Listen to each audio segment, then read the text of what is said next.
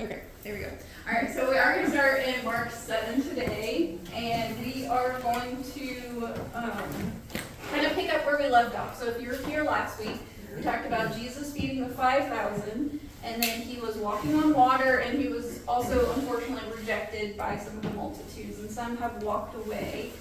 But we're going to learn that that didn't stop a lot more from starting to follow him. Okay, so we're going to start in Mark 7. And in verse 24, okay, so this is right afterwards, we're going to pick up on what happens in Mark 7, verse 24. So from there he rose and went away to the region of Tyre and Sidon. And he entered a house and did not want anyone to know, yet he couldn't be hidden, if there was ever a true statement about Jesus, okay? He entered a house and he didn't want anybody to know, yet he couldn't be hidden. But immediately a woman whose little daughter had an unclean spirit heard of him and came and fell down at his feet. Okay? So after all the events have happened that we talked about last week, Jesus decides to pull back some, and he goes and finds a house and he tries to hide. Emphasis on tries. Okay? He's gotten pretty famous. He can't hide. Okay, so a woman whose daughter has an unclean spirit hears, hey, Jesus is in town, and here's his address, right? And she goes and asks him for healing for her daughter, okay? So the crowds wanted to take him by political force, remember? So this is why he's kind of pulling back, because it's not time yet, and it's not the way that it's going to happen, okay? Now, Tyre and Sidon, these were Gentile cities, so he's kind of pulling out of the Jewish area, and he's going about 50 miles north, okay? But he goes all this way because of one Gentile woman and her daughter, okay? This was a place that Jews did not enter, and he entered it on purpose because he's trying to hide. Well, while he's hiding in the house, this woman comes and he begs for mercy. Give me mercy, okay? This is the depth of the love of a mother. My daughter is very sick. She is possessed by an evil spirit, and I need your help. Okay? Well, what's interesting is that Jesus doesn't answer her request. He actually ignores her. Okay, so imagine this. If you went all of this way to go find Jesus in a house, and you ask him for healing, and he ignores you. That would be really, really difficult. Sometimes it feels that way. When we're begging, when we're pleading, when we're asking, when we feel ignored. But there was a purpose behind it. Okay? So the disciples who are there start begging on her behalf. Jesus, answer this woman and get her out of here. They wanted Jesus to heal her so that she would leave. Okay, so they're begging on her behalf. She's aggravating us. She's taking up time and your energy. Get her out of here. Heal her daughter and get her out of here, okay? So that's what they ask of him, okay? So then Jesus decides he's going to have a spiritual conversation. He sees the opportunity here to bring out her faith. He doesn't just go, okay, I'll heal her so we can get rid of her. He has a conversation with her. He takes the time to have a conversation with her. So the message here is very clear that Jesus speaks to this woman. I came for the Jews first, not the Gentiles, okay?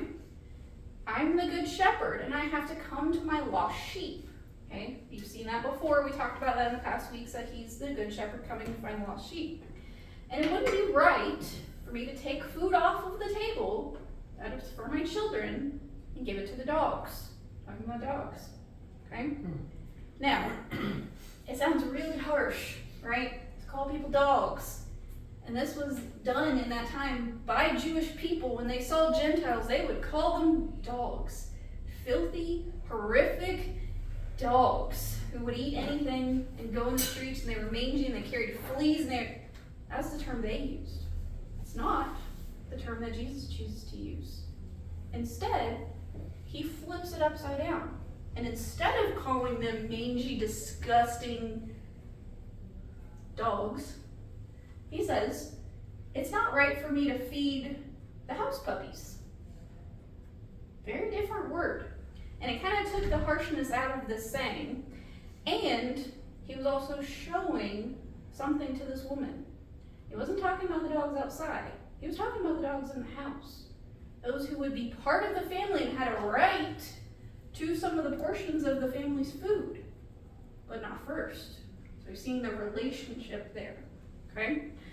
So he says, and she catches on. Oh, I see what he's doing here, okay? He's not talking about those dogs. He's talking about these puppies, the household puppies. So she catches on, and she admits, yes, in your eyes as a Jewish person, I am a dog. She doesn't use the slur. She's catching on, okay? And she says, yes, it is absolutely right that you're not supposed to take the food off of the child's plate and give it to the house puppy, but any good master lets their puppies eat the food that falls on the floor. That's all I'm asking for. So she's starting to catch on here. And he tells her, well done, your faith will be rewarded, because she caught on to the story. She caught on to the way that he was flipping the cultural expectation there. It wasn't the Jews or the children in the house and the Gentiles or the dogs out there who have no business being in the house. She's going, I see what you're doing here. You're flipping it on its head. Yes, the Jews are the children at the table, but the Gentiles are in the house too. Or just happen to be the puppies, the dogs inside the house. Okay?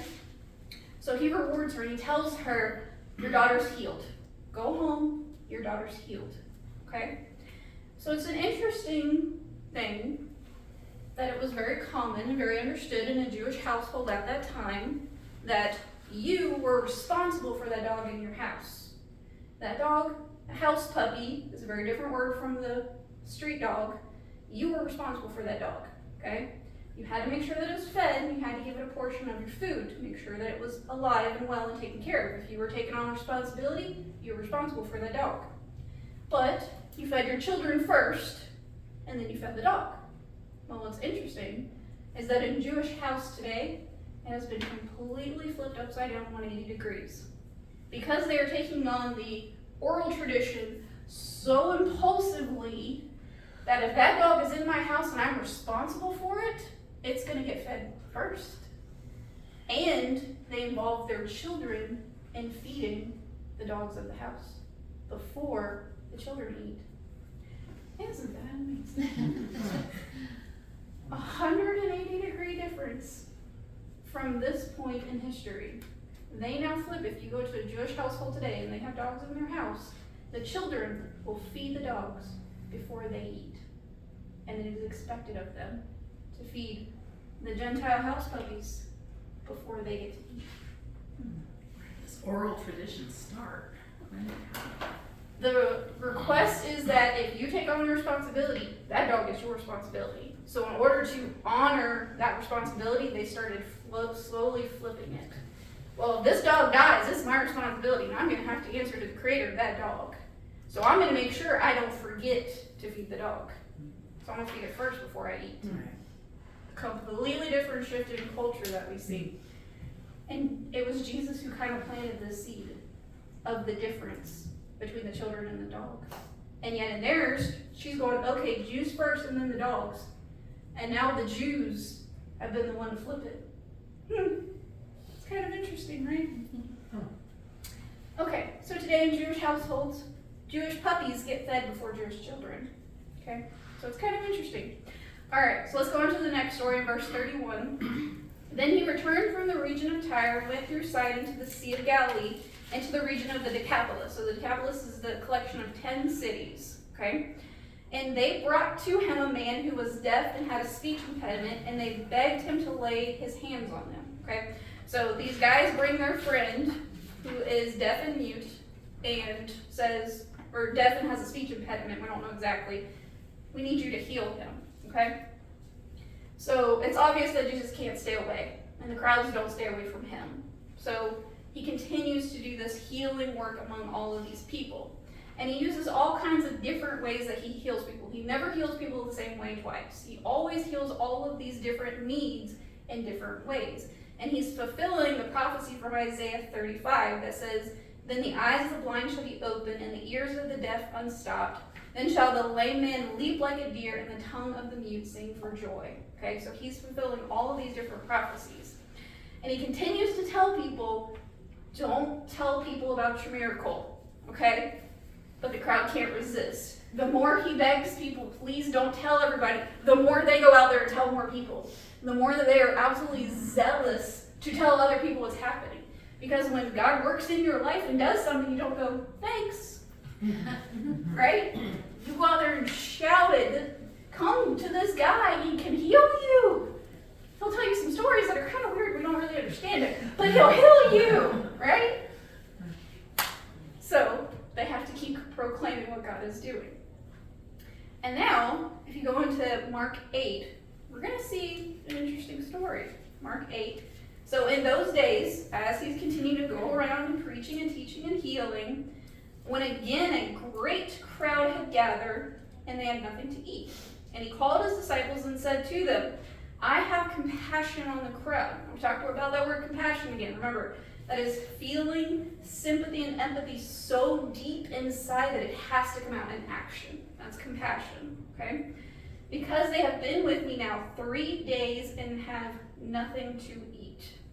And if I send them away hungry to their homes, they will faint on the way, and some of them have come from very far. Okay, so a crowd is gathering again, and Jesus is teaching, and he's been here 3 days teaching them. And he turns to the 12 guys, remember, our guys that are following us, and he says, I have compassion on this crowd. They've been here 3 days and they don't have anything to eat. Feed them. Okay? I don't want to send them home because some of them have come from really far away, and if I send them home hungry, they're probably going to faint and not make it. Okay? So Jesus has compassion on this crowd. Well, wait, we've heard this story before, right? This has happened before. Not that long ago. A couple of months has passed. Okay? This is the feeding of the 4,000, not the 5,000. These are two separate events, and a lot of people will say that they're the same events, but I'm going to show you that they're completely different. They have too many differences, first of all, for them to be the same thing. There's a different number of people. We have 5,000 versus 4,000, both plus. They have different locations. The first one was in Bethsaida, and this is in the Decapolis, so we're talking about miles apart. We have different seasons of the year. If you remember the first one, we talked about the grass that was around, that they sat in the grass. This is like a wasteland. This is a desert. There's no grass. There's a different supply of food. If you continue reading on, in the previous one we had 5 loaves and 2 fish. Remember our fish jam? Okay, we had little crackers and spread our fish jam on there. Okay, now we have 7 loaves, same type of loaves, and just a few fish. We don't know exactly how many fish. Same thing, we got crackers and jam. Okay, that's all we got. We have a different reason for the feeding. In the first one, the disciples came to Jesus and said, hey Jesus, it's dinner time. These people don't have enough food. Okay? In this one, it was Jesus' compassion. I see that they're hungry. Okay? And then a different number of baskets of leftovers at the end. In the first one, there were 12, and was more like a personal size basket. So this is a Jewish type of basket that they didn't believe in communal sharing. People have germs. How dare us, like, we don't want to deal with the germ. I don't know if you dealt with a Gentile today, so I'm not going to let him touch my basket. This is my basket. Okay? In this one, there are 7 baskets, and these are actually large enough baskets that a person could fit down into. Okay? These are huge baskets. Okay? There was a different time of waiting for each one. In the 5,000, they waited a couple of hours. Jesus had been there all day. It was become evening time, their evening meal. They waited a couple hours. These people waited 3 days, and they're hungry. Okay? And even the disciples' concern is a little different. In the first one, remember we were talking about how much is this going to cost? Remember we asked Philip, because he's around here and knows where all the good restaurants around the deals are. How much does this cost, Philip? Okay? There's no talk of that here. It's, how are we going to get food? We're in a desert. We're in a wilderness. How are we going to get food? Okay? And there's no division of groups in this one. It's kind of interesting that we saw that in the first one, that he divided them up into groups of 50 and 100 and things like that. And now he just tells everybody, sit down. Sit down in the grass. Okay? But the biggest difference of all is that the 5,000 were a group of Jews, and the 4,000 were a group of Gentiles. So now you're understanding the story of the woman and the dog is coming back around. So we fed the children, and now we're feeding the house puppies. Okay? So, at the end of the meal, everybody is still fed. If you didn't get full, that's your fault. There was plenty of bread, there was leftovers, right?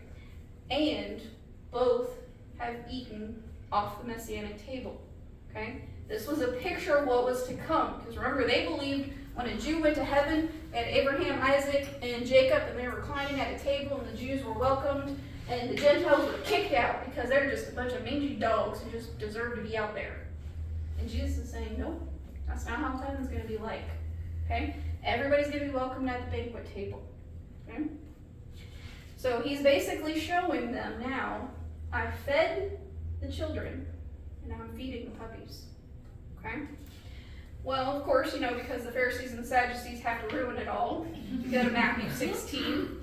We're having this great moment of Jesus showing what heaven is going to be like, and our religious leaders step forward in Matthew 16. And the Pharisees and the Sadducees came to test him, and they asked him to show them a sign from heaven. Fellas, have you not been paying attention? I just fed over 9,000 plus people twice. They wanted a sign from heaven, right? They wanted manna, the sign from heaven. He's already done it twice. Are you paying attention? What's even more amazing is that the Pharisees and the Sadducees were at war with each other. They did not get along at all, okay? So for them to come together as one united front meant that Jesus was really causing a stir at this point, okay? What's the difference between the two again? So the biggest thing with Sadducees is they do not believe in any sort of spiritual realm, so no resurrection, no angels, nothing like that, no afterlife. That's why they're sad. You see? That's my favorite joke. Yes. And the Pharisees believed in all of that, but they believed in the oral traditions as well, equal with the written traditions. And Sadducees did not. They were like, written word only, but there's no afterlife, which is kind of weird, because if you study The written word. the written word, yeah. So it's kind of interesting. But the Pharisees were written law and oral law and everything. So it'd be like the difference between a priest and a minister, so to speak. Kind of, If yeah. I want to put it in my mind straight. So it's the way that you interpret everything. Yeah. But they're enemies. They do not agree with each other. They fight all the time. Okay? But they're teaming up against Jesus. So he's posing a real threat. Okay? So they ask for a sign, even though the signs have already been given. And Jesus says, alright, fellas, there's only one sign left. And it's the sign of Jonah. Now he's already told them this before because they weren't paying attention last time. It's the sign of Jonah. 3 days. Okay? I've come for the world. I've come for my enemies. Now, he tells them, listen, you can predict the weather by looking at the skies, and yet you cannot look around and see everything that I'm doing and understand what's happening. You have plenty of signs. Look around. Open your eyes, guys. Okay? So in verse 5 through 7, so still in Matthew 16, it says, when the disciples reached the other side, they had forgotten to bring bread. This cracks me up, okay? They had 7 humongous baskets, and one of the 12, somebody was responsible to bring some bread. We might get a snack later on. Right? Lunchable. They just got in the boat, and all the 7 loaves are still sitting. Somebody, what was it? Peter? John? Philip? Was responsible for the bread. Yeah, where was a woman? There was a woman, right? They forgot the leftovers on the shore. They forgot bread. Jesus said to them, watch and beware of the leaven of the Pharisees and the Sadducees. Okay, this absolutely cracks me up, okay? So they get in the boat, they leave the leftovers behind. I told you that was the same with the other one. I want to know what happened to the 12 baskets. I have no idea what happened to the 12 baskets. The 7 baskets are still sitting on the shore, and they get in the boat, and they take off, and they go, man, I'm hungry. Who brought the snacks? What do you mean we left the 7 baskets on the shore? Nobody brought any bread? Nobody thought to bring some bread? And Jesus goes, you know what, fellas? I want you to be careful of the leaven of the Pharisees and Sadducees. And the 12 go, when did Jesus go non-gluten? What is he talking about? He's got a problem with the leaven? That's basically our gluten, right? It makes it rise and all puffy. Nobody told us that Jesus changed his diet, okay? And what he's telling them is a spiritual truth. Because they had just seen the miracle of the bread, okay? And he was telling them a spiritual truth. Be careful of their leaven. It's going to get in you. And he's teaching against it. And he goes on to clarify about the 2 different feedings. So if you have any question of whether there was 1 or 2 feedings, Jesus says there were 12. Do you not remember when I fed the 5,000? Do you not remember when I fed the 4,000? So he clarifies that there are 2 feedings here. And he warns them what the leaven is. The leaven is those who seek a political kingdom. Okay? A Messiah who is coming with a political kingdom. And he's not going to be it. Fellas, it's not going to be me. Okay? I'm not here to be your political king. I'm here to be your savior. Okay? And he points out a very interesting thing that we miss because we're Gentiles. He said, fellas, do you remember how many baskets were left over in the first one? How many baskets in the first feeding? 12. How many baskets were left over in the second feeding? 7. And he goes, come on, fellas, you can get this answer. And we too, as Gentiles, go, what is he talking about? I don't get it. 12 represented the tribes of Israel. 7 represents the Gentile nations at that time. I'm saying, I came for both. There's your kingdom. 12 tribes and 7 Gentile nations. There's your Messianic kingdom right there, fellows. Okay? Both the Jew and the Gentile are brought together at the banquet table. And they go right over their head. They didn't get it either.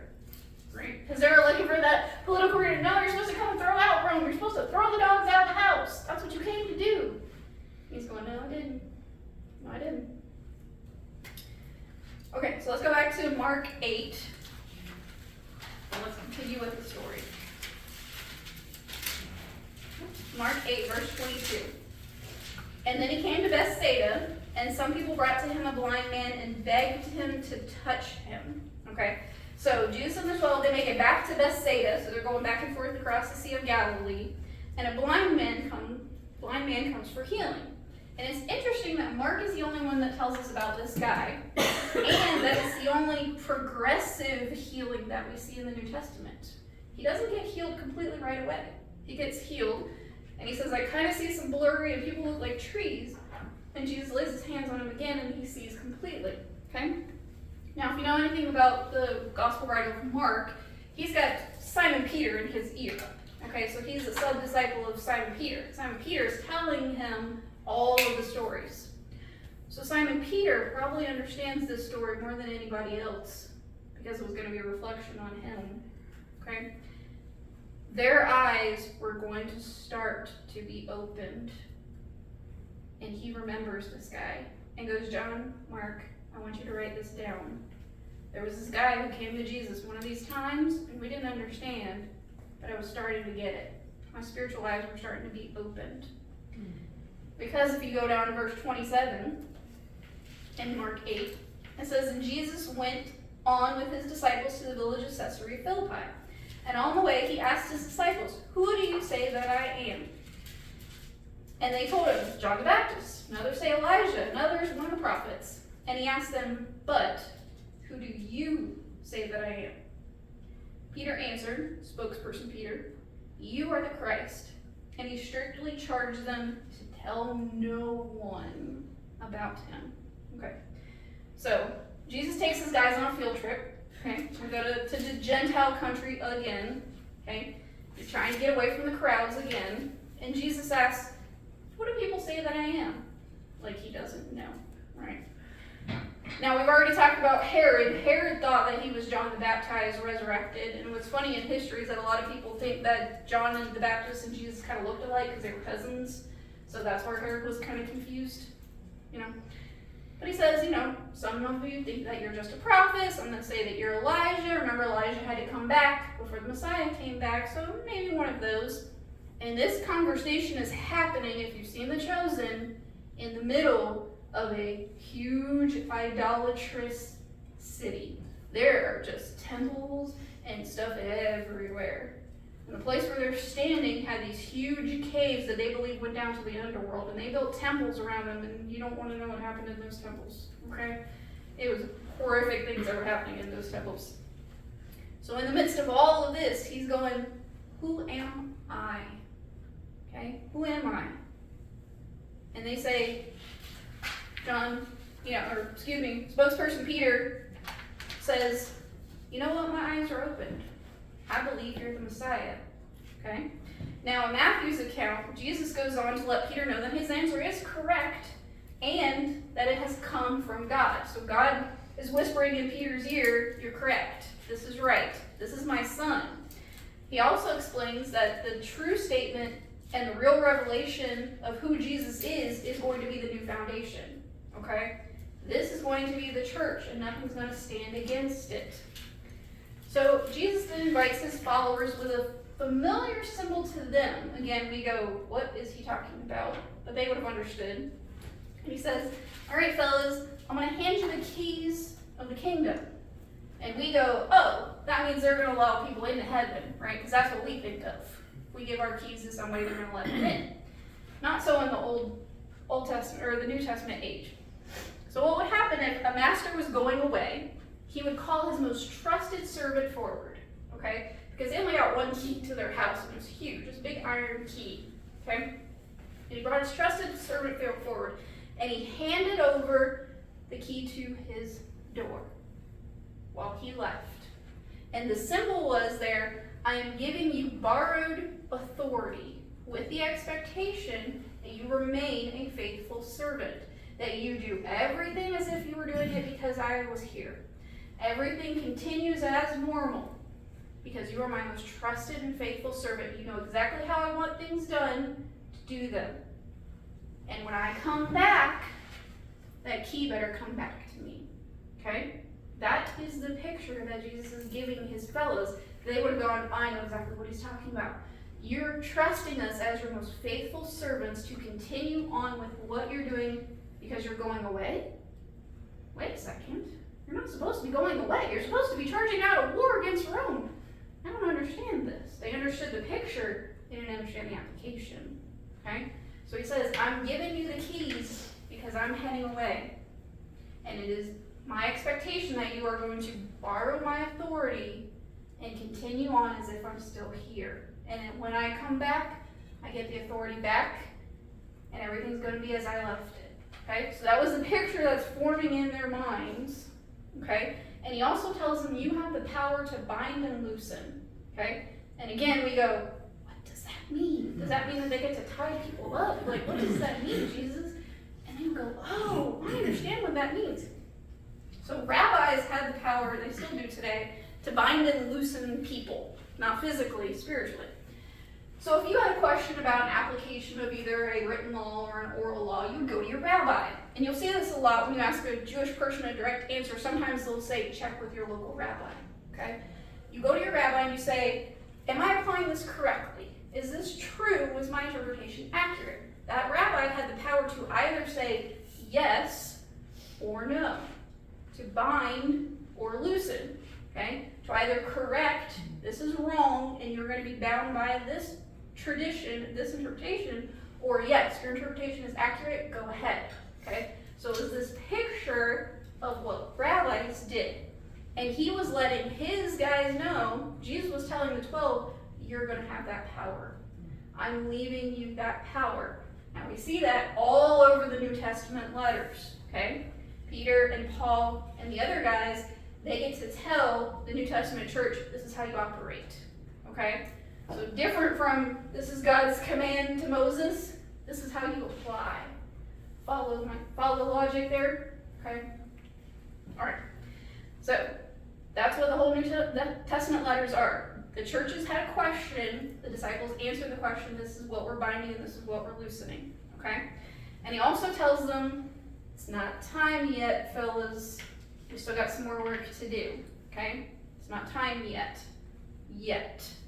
The time would be coming. All right, so jump down to verse 31. And he began to teach them that the Son of Man must suffer many things and be rejected by the elders and the chief priests and the scribes and be killed, and after 3 days rise again. And he said this plainly, okay? There's no symbolism here, guys. I'm telling you exactly what's going to happen. And Peter took him aside and began to rebuke him. But turning and seeing his disciples, he rebuked Peter and said, "Get behind me, Satan, for you are not setting your mind on the things of God, but on the things of man." Okay, so he's giving them this picture of this iron key, and he's telling them what it means. I am going away. I have to go to Jerusalem. I have to suffer. I'm going to be rejected, and I'm going to be I'm going to be murdered. I'm going to be killed. That 3 days later, I'm coming back. They didn't hear that last part.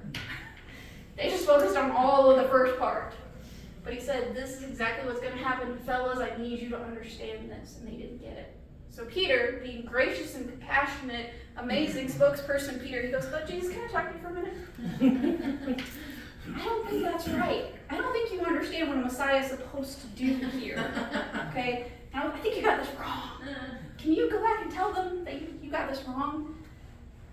And Jesus goes, "Simon, you have no idea. The leaven of the Pharisees and the Sadducees have gotten in you. And you're speaking Satan now." So he had spoken God's word, "You're Messiah," and now he's speaking Satan's word. That's not how Messiah is going to operate, Lord. Poor Peter, right? Okay, so he corrects Peter, and in front of all the rest of the disciples, okay? This is what is going to happen to me. And then he goes one step further, and he says, "Hey guys, you got a problem with that? That's going to happen to me? Guess what? It's going to happen to you too. That's what I'm calling you to do." Okay? So it would be bad enough, as we've seen from Peter's little side conversation. It's bad enough that the Messiah is going to suffer, and he is going to die. And now they're hearing, "Oops, me too?" So that would have been a huge shock for them. Okay? But Jesus goes on to teach us that a soul is so precious to the Father that it is worth the entire world. That everything is worth one soul to God. Okay? And we should never, ever be ashamed of someone who loves us that much. And yet, we often are. Okay? You're often ashamed of someone who loves us, that they are willing to give up the entire world. Jesus was the Father's entire world. And he was willing to sacrifice him for all of us. Okay? But he's going, "Fellas, you don't remember the last part. 3 days. I'm just going to be dead 3 days. The master's only going to be gone 3 days. And then I'm coming back." Okay? And he says, when I come back, I'm going to bring my angels with me. I love that. He doesn't say I'm going to bring angels with them. I'm bringing my angels with me. Okay? He's in charge of all of them. And he says, one of you is going to see me come back in all of my glory before you die. And we have little teenage John there. He's going to get a glimpse of the revelation and writes about it in Revelation of Jesus before he died. But there's a couple more that are going to get to see Jesus in all of his glory. Matthew 17, verse 1. Okay? So he tells them this. Some of you are going to get to see me coming in my glory before you die. So Matthew 17:1. And after 6 days, Jesus took with him Peter, James, and John his brother, so that's John, James's brother, and led them up to a high mountain by themselves. And he was transfigured before them, and his face shone like the sun, and his clothes became white as light. And behold, there appeared to them Moses and Elijah talking with him. Okay? So about a week later, Jesus decides to take Peter, James, and John to a mountain. We have no idea why only those three. Maybe it was a small mountain. I don't know. He takes those three, and he leaves the rest of the fellas down below. Okay? But he takes these three up there, and he is transformed on the outside in front of them. Radiant glory. His clothes become white. There's all this light. And then these two strange guys show up. And they recognize these two strange guys, and they go, "Moses, Elijah, it's good to see you." Right? They've never seen a picture of Moses and Elijah. They know who these guys are. And they go, "Moses, Elijah, it's incredible so baffled by this. These guys just show up out of nowhere. Okay? Moses had lived 1,400 years before this moment, and Elijah had lived 900 years before this moment. And yet they're standing there, and they're having a conversation with Jesus, alive and well on top of this mountain. Okay? And speaking to Jesus. And these two men from the Old Testament represent the law and the prophets, standing there with Jesus the Savior, who was getting ready to tie all of it together. Okay? And what are they talking about? We want to know, right? What's the holy huddle conversation? What are they discussing? We would think something cool, right? Well, Luke 9:31 tells us they were talking about Jesus' departure, and the word there is Exodus. You know the story of Moses in the Exodus? They were talking about Jesus' Exodus. That's what they were discussing. Because they probably had the same problem Peter did. Are you sure about this? Are you sure about this plan? This is a rough one. And they're talking the whole time with him to the point where the three disciples get tired and they fall asleep. So Moses and Elijah and Jesus are in a holy huddle talking about the plan of what's coming, discussing all the details, and these three guys fall asleep. Wait a minute, Jesus is like lightning and thunder and all this light, and these two dead guys are standing there, and they're talking about Jesus is leaving and dying, and all the stuff that's going to happen, and these guys pass out. And apparently they had too much bread. They have a habit of that. They have a bad habit of falling asleep in the most inopportune moments, right? They need to lay off the bread. So they fall asleep. Can't fathom why they're falling asleep, but they fall asleep. But at some point, Peter wakes up and he realizes Moses and Elijah are getting ready to leave, right? They must have been like packing their bags or something. Like he's like, oh, bye fellas, you know, they're getting ready to leave. And he goes, whoa, fellas, we'll build you some booth tents. You can stay. Like he's asleep, like he's gonna wait around for them, right? He's like, we'll build 3 booths. He's like, one for Moses and one for Elijah and one for Jesus. And God the Father interrupts him because he doesn't realize what he's saying. And I love that Mark and Luke in their accounts say Peter didn't know what he was talking about. They just throw him right under the bus. Peter didn't know what he was saying, okay? Because Peter was saying was Moses and Elijah and Jesus are all in the same field. They're all in the same plane. And the Father interrupts him. And he says, time out, Peter. You still don't get it. And a cloud comes down. The Shekinah glory of the cloud comes down, and Moses and Elijah are gone. And it's just Jesus. And the Father says, this is my Son, your Messiah. He does not stand on a field with anybody. He stands alone. So God the Father has now corrected Peter. Poor Peter. He's had a long day of being corrected. So he's corrected by Jesus. Told he was Satan. And now God the Father is speaking on top of this mountain. Peter, you still don't get it. You still don't see who Jesus is. Okay? And God the Father says, listen to him. Now in the Hebrew, the word listen, we hear listen and we just think what happens here. Listen with the expectation of obedience. That's what the Hebrew word there means. Okay? Not just hearing the words inside the head and going in one ear and out the other. When you listen with the expectation of obedience. Listen and do what he says, Peter. Listen. Because Peter talked way too much. Didn't listen as much. Okay? I think it's also hard for him going, yes, I hear what you're saying. I don't want that. I mean, this, my best friend, my confidant, the person who's teaching me, you can't take him away from me. This isn't how it's supposed to happen. Not necessarily that I think part of him probably understood, we get that he's not supposed to be the military leader. We still want him to be that, but okay, we kind of get that, but Now you're telling me he has to be taken away from us? Like, I don't want to believe that. And I'm next. He was told, And you're next. That's not how it's supposed to happen. When the Messiah came, we were supposed to be warriors and we're supposed to have victory. We're supposed to get our land back because the land doesn't belong to them. It belongs to Rome.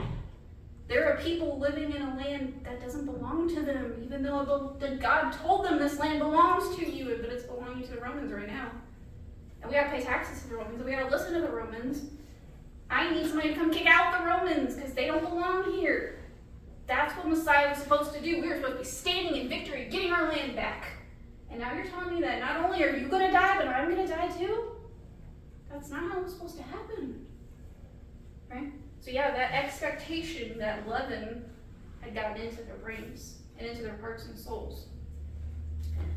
So Peter, James, and John rightfully put their face in the dirt. Okay, when they hear the voice of the Father, they're on the ground, probably close to their, being asleep and everything. Put their face in the dirt. The exact appropriate response when we hear the Father. Okay, but Jesus comes over to him and he touches them. Okay, fellows, don't be afraid. You have nothing to fear in the presence of the Father and me. And he puts his hand on them. Get up, fellows. Okay, and he tells them, do not be afraid. Do not be afraid. In the midst of all of this is happening, and the Father's voice is speaking down, and Jesus goes, don't be afraid. I'm right here with you, fellows. Okay? But he also tells them, don't tell anyone what you saw today. Jesus, for real? We just saw Moses and Elijah. We just heard the voice of God, the Father, speaking to us, and you don't want us to tell anybody what happened? And he goes, not yet. Because they do end up telling everyone what happened after the resurrection. After the resurrection happens, after Jesus proves who he is and what he has come to do, they go, fellows, you're not going to believe what happened a couple of months ago. This is months before the crucifixion. We were on this mountain, and these two guys showed up. Can you believe it was Moses and Elijah? I don't know how I knew that, but that's who it was. And they were talking about it, and we fell asleep. And then we heard the voice of the Father. And he told us who Jesus was. And now it's proved who he was. And fellas, guess what? We're next. Okay. So that's where we're going to leave Jesus for right now. What? But I want you to get it in your head. When Moses went up to the mountain and he had this amazing moment with the Lord, remember what was waiting for him down at the bottom? We're going to see a picture of what's waiting when Jesus and those three guys get back down the mountain. Problems are stirring down at the bottom of the mountain. Well, they've been gone. And they haven't been even gone 40 days. Moses was gone 40 days. We kind of gave Israel a little bit of break, right? Moses is gone 40 days. We don't know if he's coming back. They were gone for a couple hours.